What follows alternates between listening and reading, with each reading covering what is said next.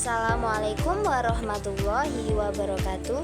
Perkenalkan, saya Viana Dwi Lestari dengan NIM 0603 1382 328073, salah satu mahasiswa Universitas Sriwijaya Fakultas Keguruan dan Ilmu Pendidikan, Program Studi Pendidikan Ekonomi.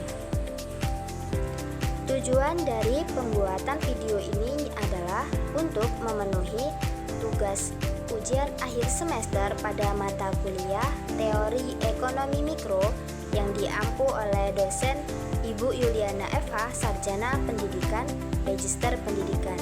Baiklah, mari kita simak video berikut.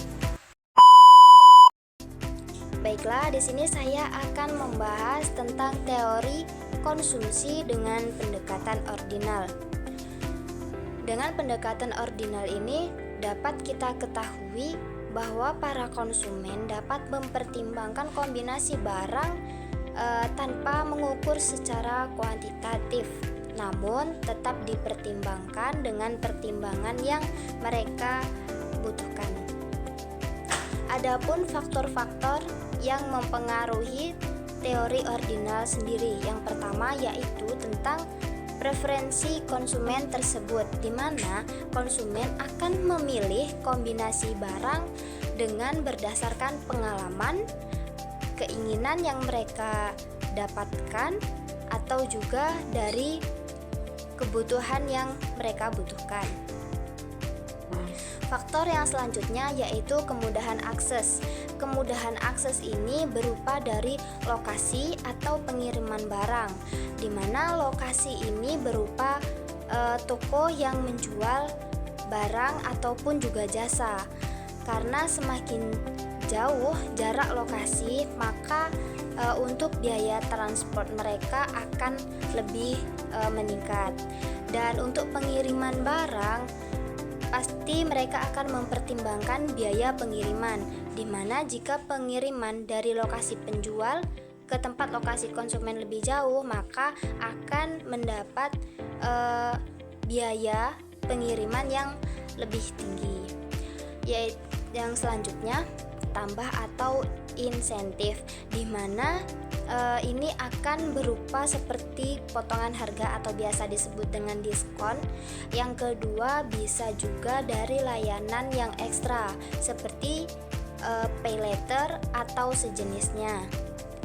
Nah, pada faktor ini konsumen akan lebih mempertimbangkan layanan mereka yang lebih baik untuk dikombinasikan dengan pembelian di barang atau jasa yang lain. Pada teori ini saya mengambil satu kasus, yaitu tentang belanja online, di mana riset Ipsos menyatakan bahwa aplikasi Shopee. Faktor yang kedua yaitu anggaran atau pendapatan, di mana kondisi ini menjadi penilaian konsumen juga untuk memilih kombinasi barang atau jasa dengan pendapatan mereka yang berbeda-beda, namun tetap memaksimalkan utilitas dalam batas anggaran mereka.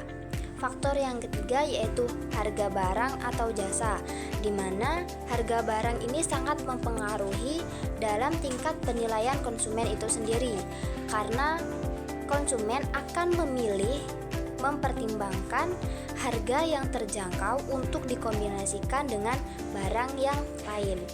Faktor yang selanjutnya yaitu kualitas barang dan jasa dari penjual tersebut, di mana kualitas barang ini tentunya menjadi penilaian, karena seorang konsumen pasti mengharapkan kualitas yang diinginkan dan kualitas yang bagus dan juga baik. Pada teori ini saya mengambil satu kasus, yaitu tentang belanja online, di mana riset Ipsos menyatakan bahwa aplikasi Shopee diberikan pengalaman belanja logistik terbaik.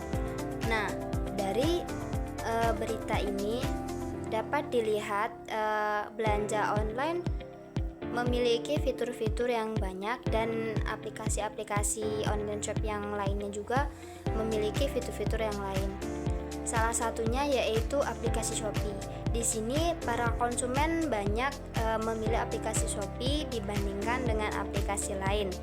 Nah, dari faktor-faktor yang saya sebutkan tadi di awal, ini ada data perilaku konsumen, yaitu tingkat kepuasan.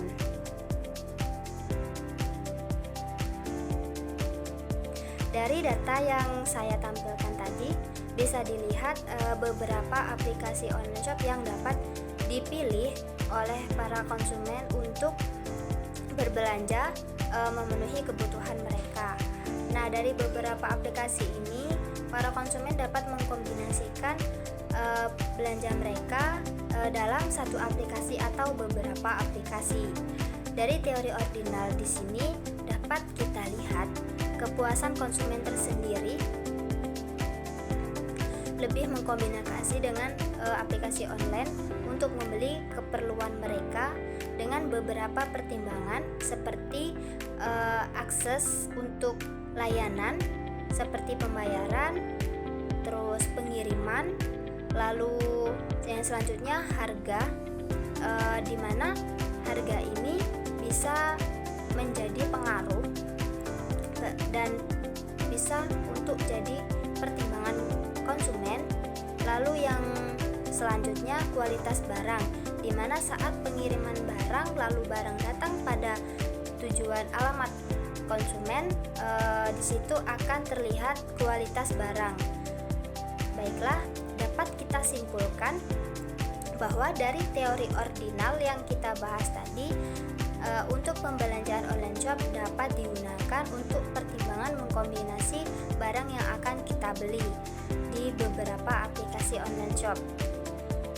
Nah, teori ordinal ini dapat dilakukan oleh para konsumen dengan mengukur dan mempertimbangkan tanpa dengan berdasarkan kuantitas.